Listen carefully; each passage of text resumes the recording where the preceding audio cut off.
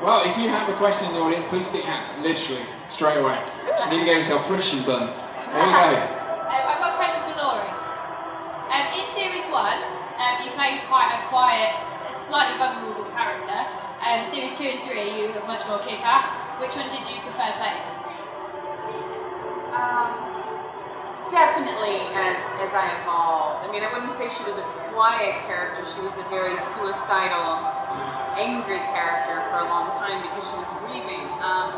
But I mean, I loved all of it because I feel like if they had just made her strong with the gun right out of the gate, it would have been a cliche. And so I liked that you saw that she was a broken person and that, you know, grief is not always attractive. I mean, it's sad and it's ugly and you're bratty, and I was able to really go for that as an actor. And then, you know, Andrea got over being a victim and being selfish and looked around and said, you know what, I want to be better. I want to be a leader. I want to help people. So I love the whole journey. I preferred not to have to show up to work and vomit or cry. I don't know why.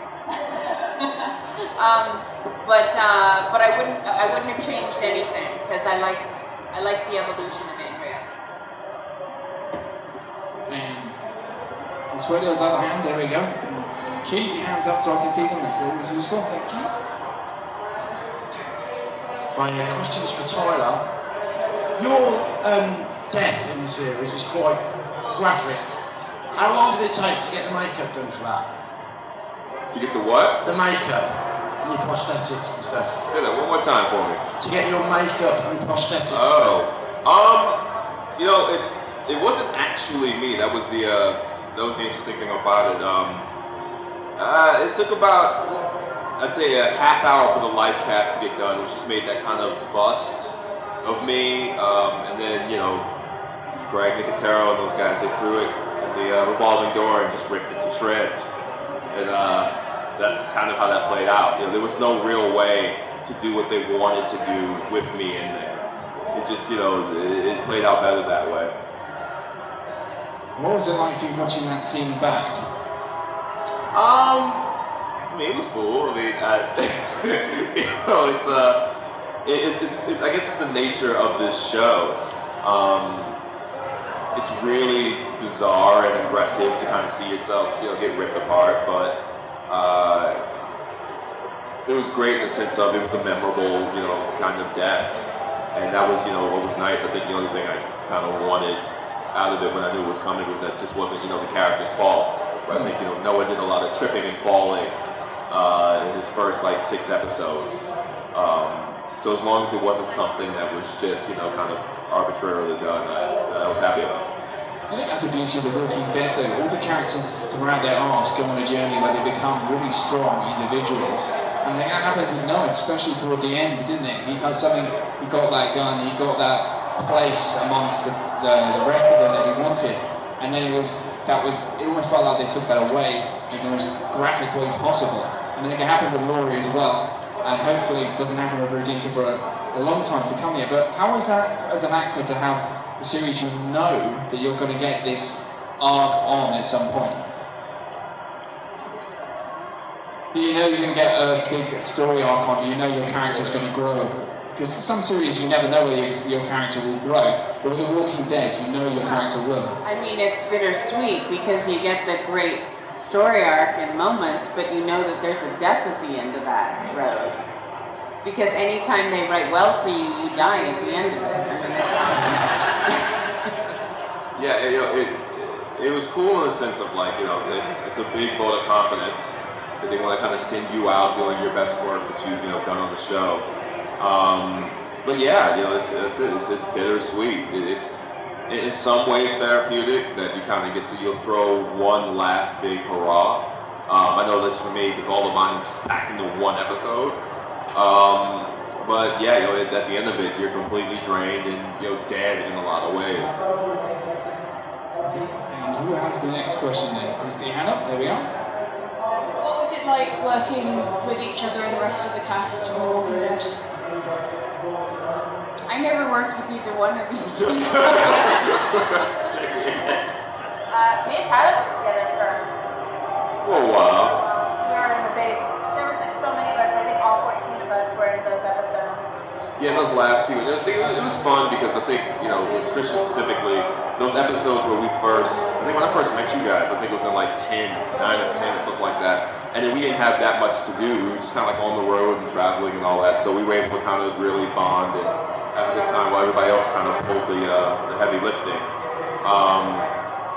It's a great atmosphere. I think what's great about it is, those who kind of came before us, I guess you could say, established a great atmosphere for that, so that, folding into a show that already had, a great core cast and people who have come and gone, like Lori, was like, we really established the show. They established a great atmosphere for us to come into 5 years later? Yeah. And what was the other hand? That's what there is, right there over on that side.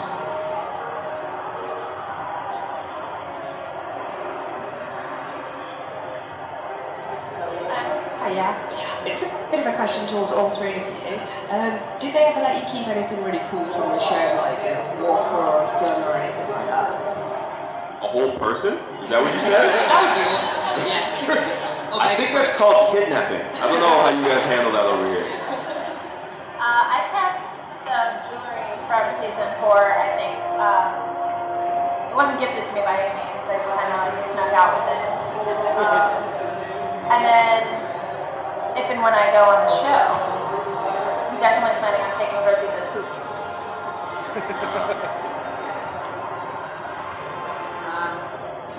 I received a beautiful watch as a thank you, I guess, from AMC. I got some back problems from limping around, for 6 months. That was about it for me. I have a question just here for you, man. What was the scariest part of filming for the three of you?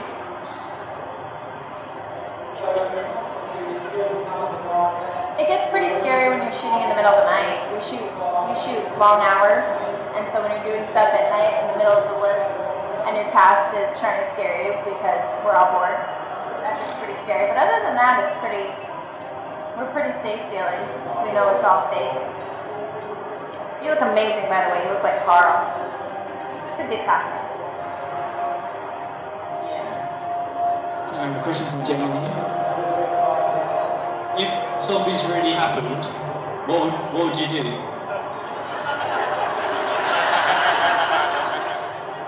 We'd kill them. Naturally. Yeah. I have a question from Liam here. Hi, thank you so much for being here. I'm covering the event for Brazil, so if you could say a little hello to your fans back in Brazil. We need to come to Brazil. We want to come to Brazil. Definitely, you have so many fans over there. Yeah. So my question is, do you find it more draining to film an emotional scene or to film an all-out death scene? They're both strange. I had the pleasure of having both. It's a totally different kind of drain. I mean, Yeah. I remember when I had a day called Andrea's Woods. I hate running.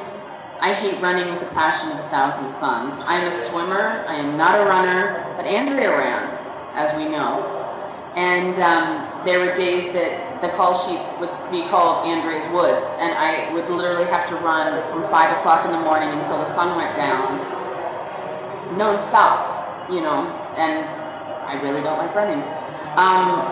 That was a whole other exhaustion. When your body is doing things that are completely alien to you and you're like, wow, this is like the worst phys ed ever. So that's different because that's like an ache and pain and a body kind of foreign experience, but emotionally I think is the most exhausting because, it's your spirit, and I think that when you really commit to something, it's like children. When children imagine things, they're real to them. And when you act, if you really build it strong enough, it's real to your body. So when you go to a very dark place emotionally, your body is under tremendous stress, and a lot of people in the cast have had post-traumatic stress because of it, because we really go there, and that's a level of emotional exhaustion that takes weeks and sometimes months to get over. Absolutely. I feel like there was the most of us when it came to Emily's death, and that was a rough day on everybody. I've never seen the set so quiet. Everyone was just kind of melancholy and didn't really know how to feel, because on one hand you're celebrating these people having done this amazing job, and you're sending them off in a sad way, but it's almost the moment to be very proud, because they're telling us, you've done this character justice, you have done everything that you could do here, thank you so much. And now it's a catch and release program, and you go on and you do other amazing things. But it sucks to die. Yeah. Of course it does. Sucks to die. But yeah, everyone on set was emotional and crying, and it's something that's really hard to kind of pull yourself out of. But then again, those days where you're running, like when we escaped from the train car, and it was like a 5-page scene without a cut, and we were doing that over and over again, and there was different actions happening in every corner, and you had to make sure that the timing worked out from A, B, C, D, and E, and if one person messed up, we had to do the whole thing over again. And that people came out of with a lot of bumps and bruises and heat exhaustion, but you get through it. I'd like to say there's a very convincing Rick there as well. Yeah. Yes. Cool. Let's see you, stand up. Stand up. Oh my God. And we have a question for Jen at the front. This one's for Rosita. If you had to choose any of the deaths of any of the other stars as your own death, which one would you choose to put them into memorial? You mean to like switch it? Yeah, if she had to like have your death, would she choose yours or Whose death would I want? Who would you want? Oh, I feel like this is a bad omen, like we're putting this upon me. I really liked your death. Yeah. I liked my death. I really liked your death. You went out in an incredible way. Yeah, I think I would have Lori's death. Now don't be wishing that upon me. I'm trying to stick around. But everybody wants to go. I mean, first of all, nobody ever wants to die. But you know, I just love my death because I was able to be with the people I loved. And after spending an entire season in Woodbury and wanting so badly to be with my family at the prison, to be able to have that closure with Michonne and everybody that I loved, and that they knew that my heart was in the right place and that I tried. I mean, I was just like, I was so happy. I was happy, and it was. And then they gave me a little cross. Did you see that? They gave me a little cross at the prison. If you rewatch the episode, you see a little cross. It was sweet. That's another cool aspect of the show. Everyone's death really is like a color to match who they were as a character. Like your death was so gruesome, but it had to be because you were young, and it affected people more. Having you, somebody so innocent and wonderful and young, have this terrible death. And like Herschel was such a beloved character, and to have him go out in such a heinous way. Yeah. What's happening? I feel like I just spoiled it for her. That's like a season ago. You knew that, right? Oh, that's a long time ago. Sorry. And then question down the front. My question is for Laurie.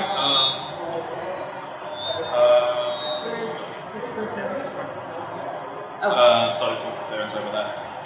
So, during the last few episodes before you died, which was a spoiler for anyone, did you know when you were filming that maybe a lot of the fans didn't feel so in love with your character anymore by that point? Did you maybe read the script and realise that, you know, by that point, there were a lot of the fans who didn't like your character's decisions by that point? Were you reading it going, I don't want to go out this way?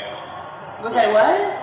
So, just before your character died, when you went to Woodbury, a lot of the fans by that point maybe didn't agree with all of your character's decisions. Maybe they didn't like your character so much anymore. Did you know that when you were filming, or was it quite a surprise? When No. I mean, I had a very difficult season. We had a showrunner at the time who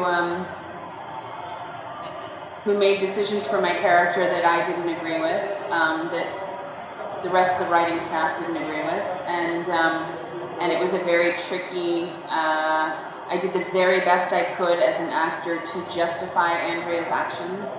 I think it was difficult because, you know, when Andrea knew that the governor was a Looney Tune, I mean, she wanted out of there, and she was there to broker peace. But the problem was that the way that the scripts were written, the audience knew more than the character did, so it made her look stupid when she wasn't stupid, she just didn't have all the information.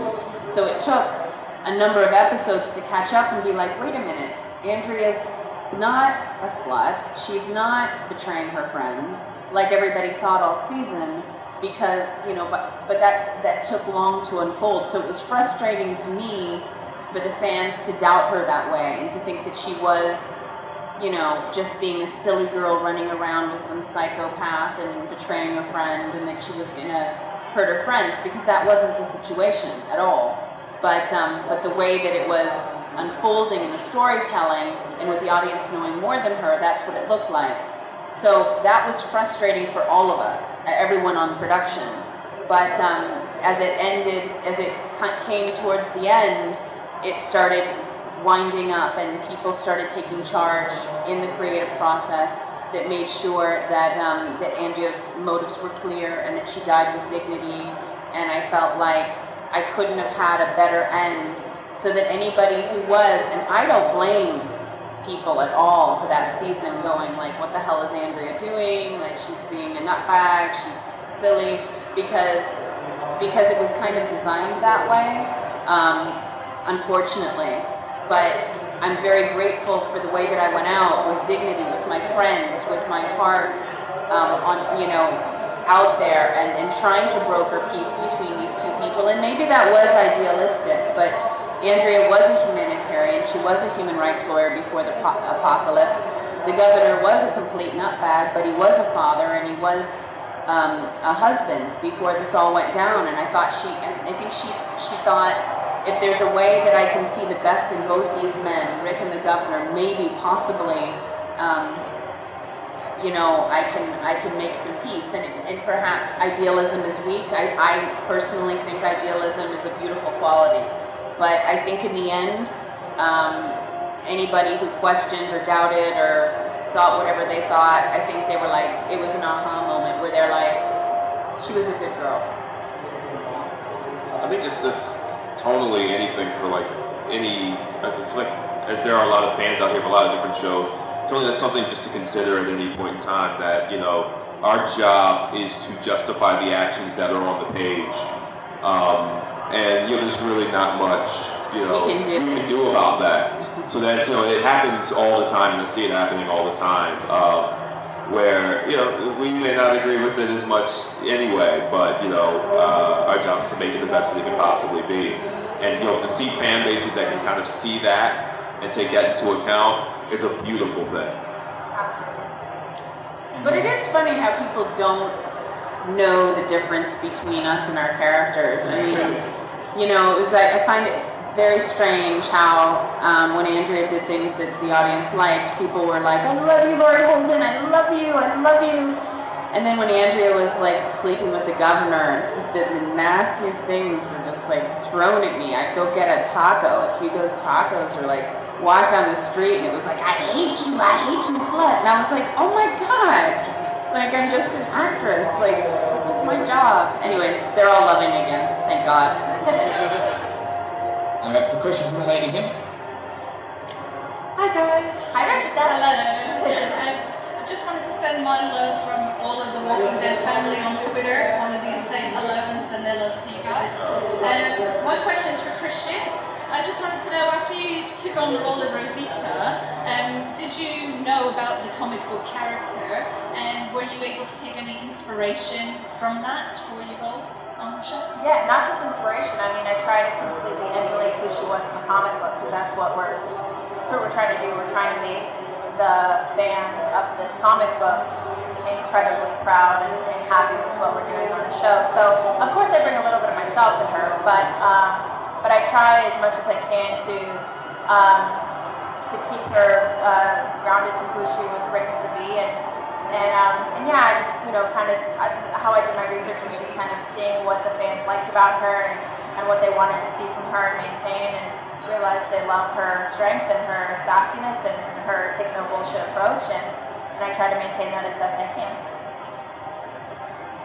We have a question right at the back. Hiya. Oh, okay, we're good. I just wanted to say, there's a lot of differences between the comic and the TV series. How do you think they stack up compared to each other? Say that one more time. There's a lot of differences between the comic book and the TV series. How do you think they stack up compared to each other? How do they stack up compared? They're just totally different entities. I mean, I don't know. I don't even know how you can compare. I mean, the comic book is wonderful in its own right, and the show's right in its own right. And they're just so vastly different, and I think that they needed to be different because I think that's what keeps everybody hooked on the edge of their seat. That all these characters that they were like, oh my god, but your character lived so long in the comic book, and she's dead now. It's like, yeah, that's what makes it different. They give other characters attributes that other characters had, and they like to switch it up, and I think it's a new creative spin. And it's always different when you have human beings playing characters. They're not comic book characters on a page, but I think they're both equally wonderful. I think the biggest difference would probably have to be the collaboration aspect. With the comics, you have one guy kind of deciding who these characters are and what their trajectories are and how they react to things. With us, there's so many people who have to kind of give their input into the character even before we get a hold of it, and then when it comes down to us on the day and how we interpret the words that are on the page, it's going to be completely different.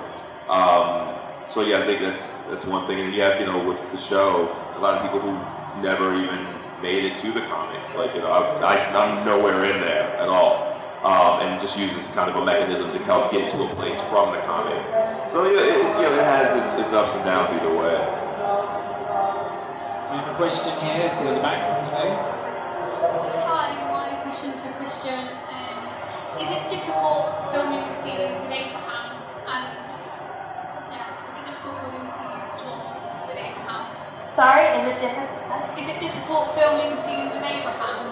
No, it's never difficult filming a scene with anybody. I mean, if the scene is challenging, the scene is challenging. But I mean, everyone on this show is incredibly talented and wonderful and hardworking and down to earth and everything you hope your cast members would be or your coworkers to be. So working with Michael is, if anything, the easiest thing I could do, because not only do I get to feed off of him, but he learn things from people on set. So we're constantly learning from each other, and we're supporting each other. So it's the easiest thing in the world to film with these people. Your character emotionally went on a journey, but also physically, because you went from the beginning, from the camp to the CDC, to the prison, and then with Michonne, and then to the interesting times with the governor. Out of all that, what do you think is the most memorable part of maybe the most memorable scene, or the most memorable part for you? Because you went on a large journey that you said, yeah, this was your most memorable part of it. That's hard, because things are memorable for me for different reasons. But I don't know. There were certain things that I thought defined Andrea in terms of iconically, and I thought that the season finale of season 2. When she was lost in the woods and she was separated from the group, and she found Michonne. I thought that was a pretty special moment, because I thought it was like a moment in time where it was like, it was comic book Andrea, it was TV girl Andrea, it was Andrea. And all the elements were in place. And I loved that she was a fighter and a survivor, and it was raw. And that was one of the hardest days in the history of all time, and we got through it, and so I have a happy memory about that. We have a question here. Questions for Laurie and Tyler. Your two characters had one of the biggest fan outcries I've seen when they exited the show. How does that make you feel as actors? Male outcast? So one of the biggest fan reactions I've ever seen for a TV show character's death in both of your cases. Feels great. I mean, I'm not gonna lie.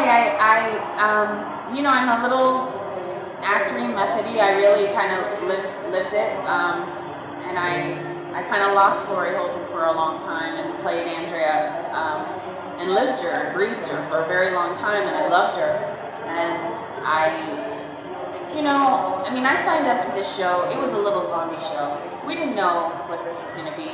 There was just a bunch of us that signed up because we believed in Frank Darabont. AMC was a cool network. You know, we didn't know if anyone was going to watch it, if it was going to be a tiny demographic. And then it kind of blew up and became this like worldwide sensation, but none of us knew.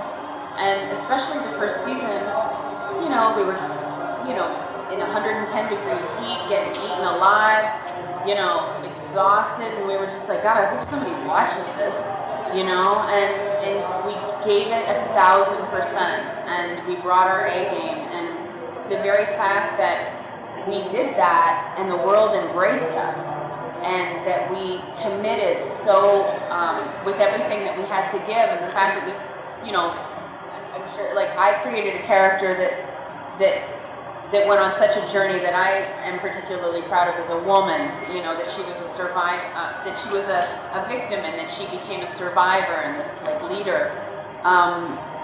You know, it means a lot that people were sad that she went, because it means that all my hard work was seen, that my heart was seen, that it meant something, that paid off. So it's why I'm an actor. It's like, wow, I'm really glad you liked it. Yeah, you know, it's a beautiful thing. You know, I think it was interesting to see, for me, like, you know, just 3 weeks earlier, all my social media responses were completely disrespectful with Tyrese's death, and then, you know, within 3 weeks, it completely turned around to this great reaction for the death. It's a beautiful thing. I think it just kind of showed me that there, you know, with any human being, there are ups and downs, and you know, at the end of the day, it's good that it was a death that, you know, people could connect to and say that, you know, it wasn't necessarily deserved. And it's good that people felt what we felt when we shot it. You know, that it was emotionally taxing and grueling and gruesome. And it was just good to see, you know, people could connect to that moment in the same way we did. It's also an interesting commentary on bullies, because I hate bullies. Hate bullies. But like when, you know, Andrea was making some, you know, decisions in season 3 that people didn't understand, you know, I got a lot of real hate on the internet. People wishing I was dead, death threats, the whole 9 yards, you're the ugliest woman alive. I mean, you name it, I heard it. And, you know, it was hurtful, as it would be. And then when I died, I got all this flood of, oh, now I feel like a bad person. I was like wishing you were dead, and I thought you were horrible, and now I'm like sad, and I kind of love you, and I'm sorry. And it's like, maybe you shouldn't bully so much. You know what I mean? Maybe you should just like kind of get to know people before you pass judgment. And I'm not just saying that as a fictional television character. I'm talking about life. You know? So That's what's like beautiful about this. What I thought, especially watching how it happen with so many deaths, is that I hope that it translates with people on a personal level in real life, you know, experiences. That sometimes there is no right answer for people, and that's what this show does really well. Is people are just trying to do good, and in this world, you know, it sucks, and there's never really a right answer. You know, with my character specifically, you know, in the death of one major character that people loved, he was just trying to grieve the loss of his own family that had happened within, you know, 5 minutes. And it had to kind of be turned around and, you know, focus with somebody else. So I really hope that that's understood, you know, that, you know, people can see that within the course of 3 episodes, or, you know, within the arc of a season, that you can go from, you know, not necessarily liking someone's actions to then realizing that maybe all that kind of targeted hatred wasn't necessarily justified and accepted. You know, sometimes it takes the death of a this fictional character to understand that. But I hope that's applied, elsewhere as well. That you can have that. You just don't know what people are going through at the time. Exactly. My dad used to say, if you looked into the eyes of your enemy and you really knew his problems, that you would embrace him as your best friend. And I feel like we live in such a day and age where people have gotten very slap happy on the internet and very aggressive and bullying. And it's like, you have no idea what anybody else's issues are, problems are, what they're going through. You meet people, they're rude. You think, oh, well, they were rude to me, but you don't know if their mother just got bad news and is sick or anything. And I don't know, I'd like to hope that because The Walking Dead is a morality tale, a story of the human condition, it's about human beings, that maybe it'll help us be a little better, kinder to one another, more tolerant. We have a question from Jim in the middle. Thanks guys, first of all, Tyler, I didn't know that your character had gone, so that's a spoiler. Say that one more time, sorry about that. Tyler's still around. But my question is, who did you enjoy working with the most? Yeah, sorry about that, I guess. Just as a tonally thing, don't go to the convention where we're here and not be up to date. Because it's going to be terrible for you, I'm so sorry. It's really difficult to say with that, man. Because everybody brings something special to the table. For me, scenes that I remember, like when I think back on it, yeah, there are the days where it was, hot, just the worst situation you could possibly be in. We're all running through the woods and all that. But something that really stands out in my mind, I think, especially being more recently gone from it, are, like the scenes in the barn where we're all up against the door and, fighting to keep it closed. When I think about the people I love working with the most, it was everybody in front of that door, and that was literally everyone. There's no one I can really pick out. It's just, those moments were the best. Where I think it's something that's a thread with everybody who's worked on the show, is when you get the entire group together and give us, one common objective, is when we all, feel like we're working at our best. Yeah, we have a question from this gentleman here. If it ever happened, who do you think could win out the fight at the record level? What? I'm sorry, somebody else is talking at the same time. If it ever happened, who do you think would win out a fight at a Rick or Daryl, because they're both badass characters? And what's it like to work with them in real life? So what are they like normally? I think they would just start tickling each other after a while. Just like call it even. They're people, they're friends. They're just cool guys. I mean, Andrew Lincoln is the perfect leader. Yeah. Because I've never heard him complain. He's filled with gratitude and he's gracious. And I wish every leading man was an Andrew Lincoln. And Norman Reedus is just a love bunny. I mean, you just want to hug him. He's like the little brother that you never had or wanted. And I think they're very dear friends. So I don't think that if it was a fight, it would be like a pillow fight. I think now, where their characters are,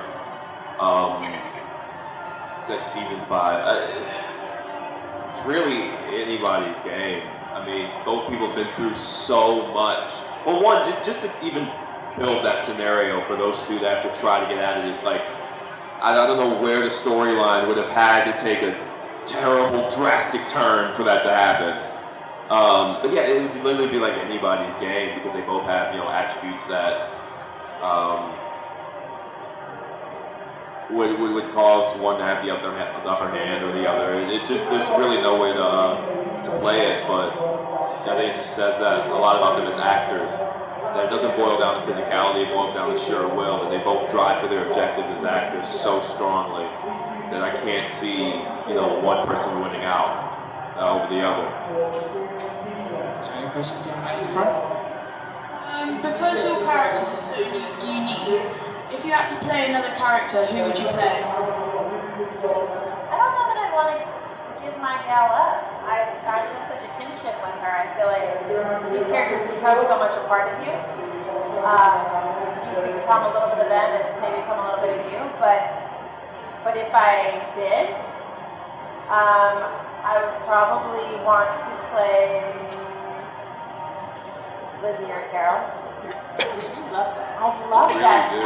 You love that little psychopath. Well, doesn't it sound fun to play somebody a little out of their mind? Doesn't it sound like you take you somewhere interesting and you would just be able to get it all out? Like, because acting can sometimes be, or mostly is very therapeutic. At least I've found. And so to play somebody who's kind of lost their mind a little bit seems like just the most incredible release. It just must have been so freeing to be, because there's no boundaries. You have no boundaries playing a lunatic at all whatsoever. You can do whatever you want, and it makes sense because. Do we need to get you a therapist? We can make that phone call for you. It's necessary. I don't know. Like Christian said, I've got this death grip on Noah. Like he's mine, and no one else can have it. Especially now that he's like gone. I've kind of like taken him with me. So I can't even imagine getting into somebody else's skin in that world. You know, because I've just seen everything from his perspective for so long. I can't even imagine what that would be like. You know, watching how everybody else has their process and understands their characters so specifically and uniquely, to then start that over with what they've already kind of done. It seems like an astronomical kind of idea for me, and I think that's the problem with asking that question of actors. We don't really have answers for that. But I think the beauty of The Walking Dead is that these casting people are brilliant because it's like everybody is so authentic and so perfect for their parts that you can't imagine anybody else in their parts. And I can't imagine playing anything but Andrea. I loved Andrea, and it's my heart, And I thought Shane was the perfect Shane, and I thought Lori was the perfect Lori, and you're the perfect Rosita. It's just I can't. Steven is beyond the perfect Glenn. Oh, absolutely. Yeah, he came out of the womb as Glenn, but everybody's in. How could we not have Daryl Dixon? How would the world survive? So I just think that everybody's perfectly where they're supposed to be, cast in the roles they're supposed to be, and that's good enough for me. Good question. Finish it there. Hello, my question's for Laurie. Developing as you are as a character, how are you going to meet? Will you miss now doing your job as your character now that you left? I'm sorry, this other, can you speak up just a little bit? Because there's other microphones that were here. Okay, sorry. Basically, all my question is to Laurie is now, will you miss doing your job, being able to go to work and play your character? Will you miss doing that now? Yeah, oh my God, my heart was broken when I was killed off the show. I'm not gonna lie. It wasn't supposed to happen. I had an 8-year deal. It was a strange decision made by a writer in the 11th hour, and it broke my heart. There was so much more that Andrea was supposed to do and could have done, and I had the best life. I loved living in Atlanta. Can anybody hear me, or am I competing with this guy? We're just catching it. Oh, we're just catching it. And I loved working with my friends. But at the same token, I feel like I died in the most dignified of ways, which I'm very grateful for. And a lot of things paid off. And I look at it now as a beautiful time in my life. And I'm an artist. I'm going to be doing other things. I'm going to be playing other characters. I hope God in the universe gives me another part that I love as much as Andrea, because it's very rare in life that you get roles that you have such an affinity for. But I'm going to be doing this for a long time. So. I'm hoping that my best is yet to come.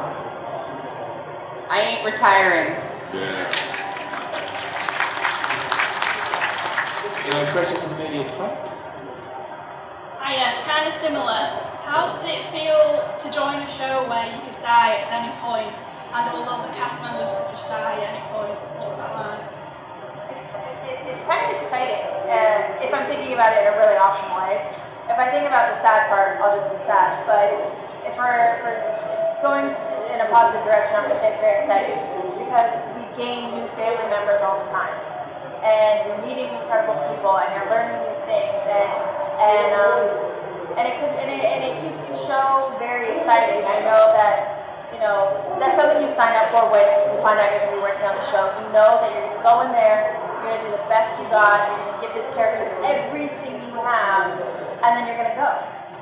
It's just something you have to come in with the understanding of, and hopefully, when you go, you feel like you've done your character a good service, that you fulfilled what your need there was, and then you're out. But everybody's heart's broken when they leave the show. I mean, I don't know anybody so far that's left the show and been like, yeah, it's always tears. Good to go. Everybody has their ball sessions. Everybody's like in a depression. Everybody has a really hard because time. It becomes your life. You move to Atlanta, Georgia. You pick up your life. You move your family.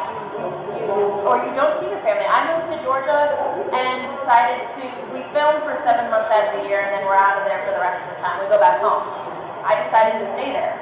I left my family in Los Angeles for like over a year now. I haven't been there or lived there, so it's a huge sacrifice you're making to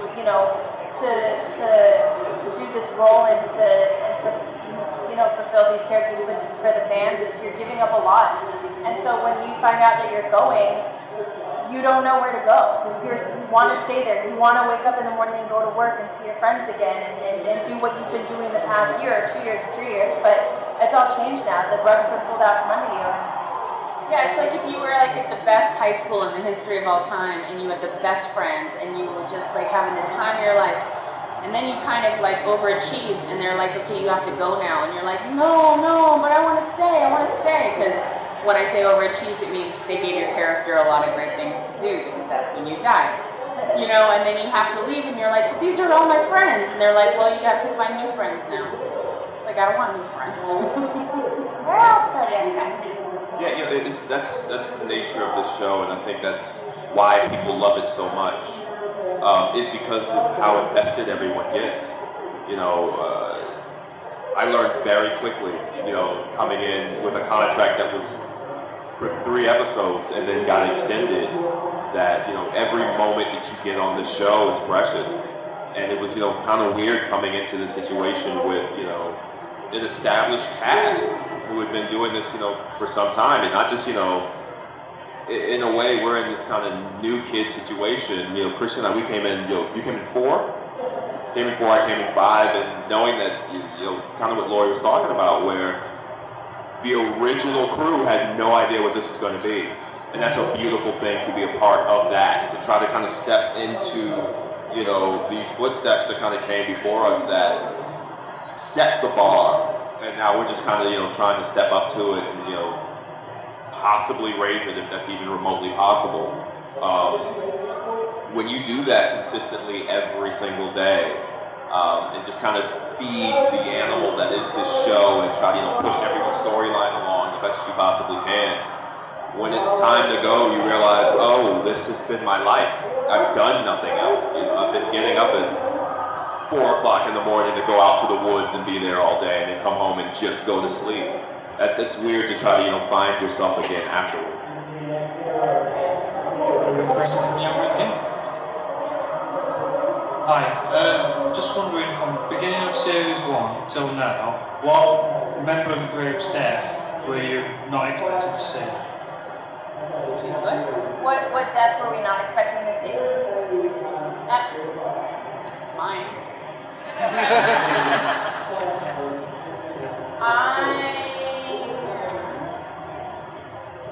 Wow, see one.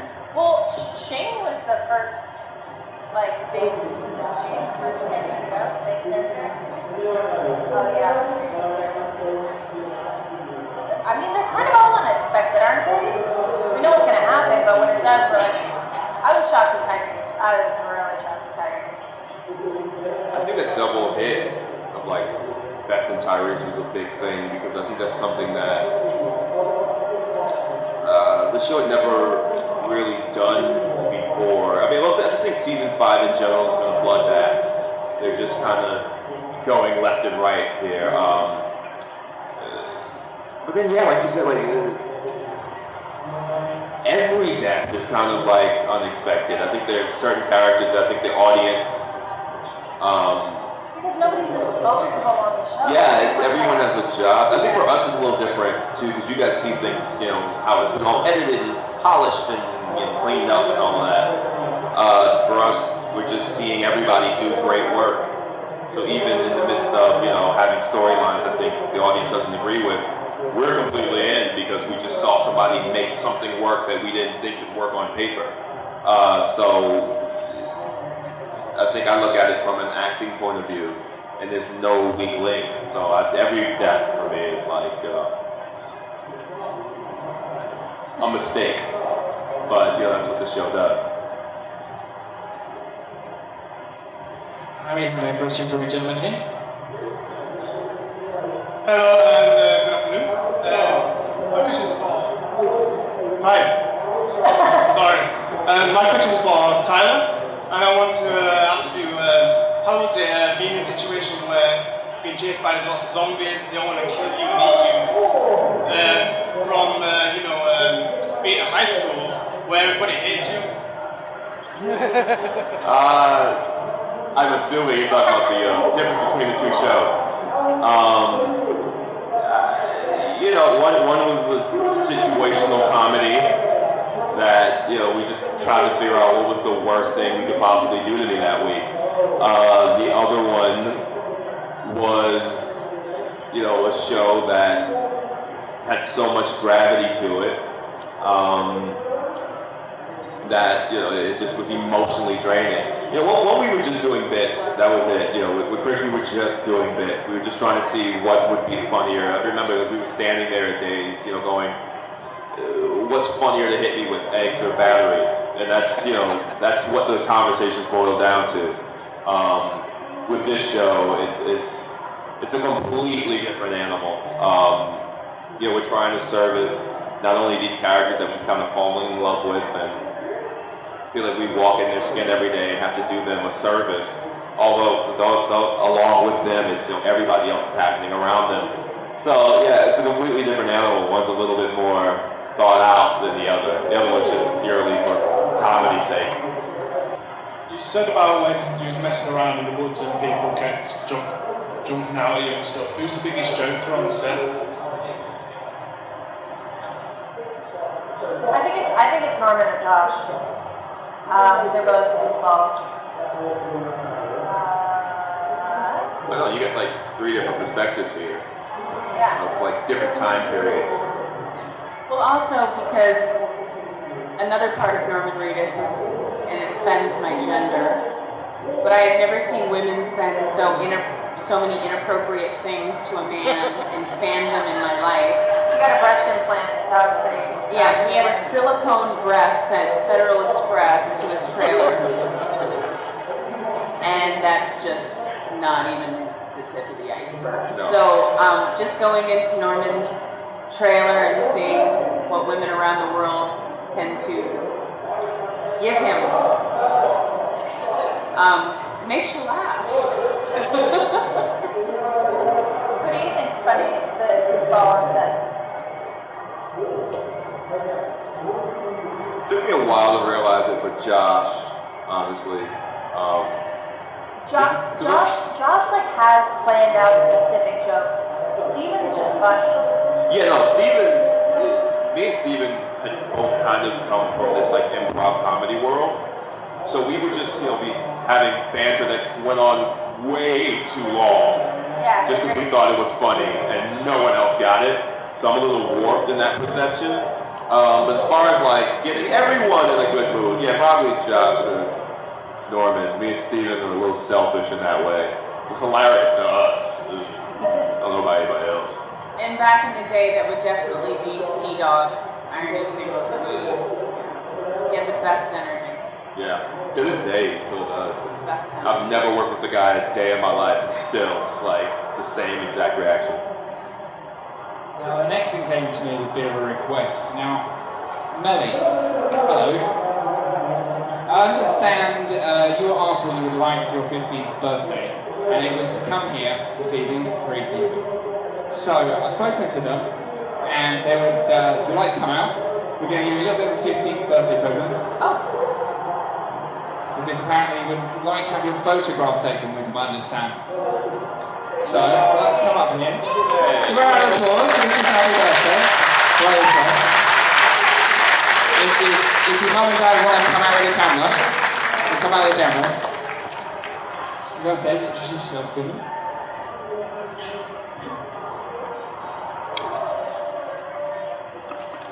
I can't come on.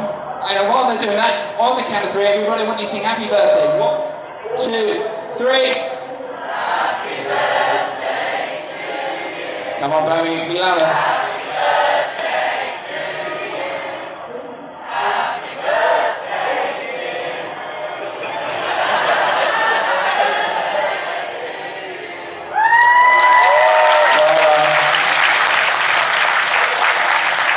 And just, there's a little extra birthday present for you from Tokyo Toys, Universal, and there's even a biscuit in there from Amazing Cake Company. Hope you have a wonderful rest of your day. One more time, give it up for Mel. And that is all we have time for today.